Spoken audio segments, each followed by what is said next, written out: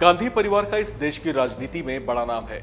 ये वो परिवार है जिसका इतिहास देश के राजनीतिक इतिहास से भी जुड़ा हुआ है और ये वही परिवार है जिससे कुछ बड़े नामों ने इस देश की सत्ता को दशकों तक चलाया है। गांधी परिवार की पहचान कांग्रेस और कुछ मायनों में कांग्रेस की पहचान गांधी परिवार से मानी जाती है। लेकिन इसी गांधी परिवार के कुछ चेहरे कांग्रेस की धुर विरोधी पार्टी बीजेपी के साथ भी जुड़े हुए हैं। हम बात कर रहे हैं इंदिरा गांधी की छोटी पुत्रवधू और दिवंगत संजय गांधी की धर्मपत्नी मेनका गांधी और उनके बेटे वरुण गांधी की।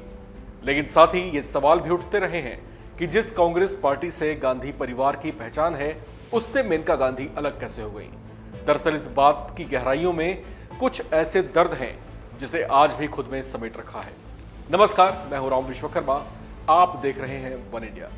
इंदिरा गांधी की दो बहुओं में से मेनका गांधी छोटी बहू हैं।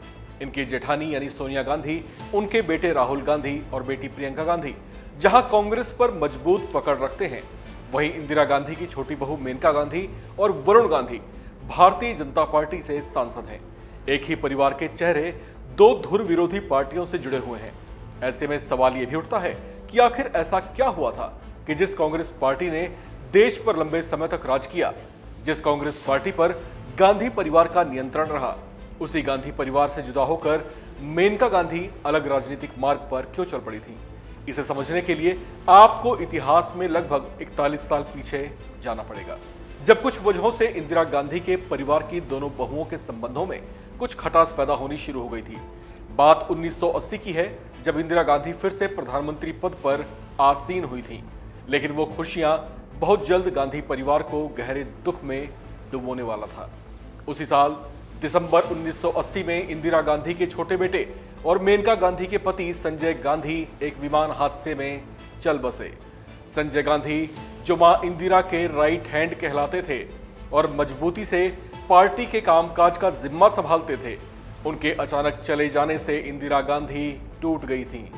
फिर उम्मीदें बड़े बेटे राजीव गांधी से जुड़ी, जो राजनीति में खास रुचि नहीं रखते थे। शॉर्टकट में कहा जाए तो संजय गांधी की विरासत राजीव के हाथों में जा रही थी। एक किताब है द रेड साड़ी के स्पेनिश लेखक जेवियर मोरो ने इस बात का जिक्र अपनी किताब में किया। इंदिरा के परिवार में जब काफी कुछ होने लगा था, बताया जाता है कि पति के गम में डूबी मेनका गांधी की बात बात पर अपनी जेठानी सोनिया गांधी से बहस हो जाया करती थी। इसका जिक्र खुशवंत सिंह ने भी अपनी आत्मकथा में किया है। वे बताते हैं कि स्थितियां ऐसी हो गई थी कि दोनों का एक छत के नीचे रहना मुश्किल हो गया था। इस बीच तत्कालीन प्रधानमंत्री इंदिरा गांधी का इंग्लैंड दौरे पर जाना हुआ। पति की राजनीतिक पकड़ को अपने हाथों में रखने की ख्वाहिश रखने वाली मेनका गांधी ने उनके पीछे से लखनऊ में अपने समर्थक नेताओं के साथ एक बैठक कर डाली। इंदिरा जब वापस लौटी तो उन्हें इस बात की जानकारी मिली और वो बेहद खफा हुई।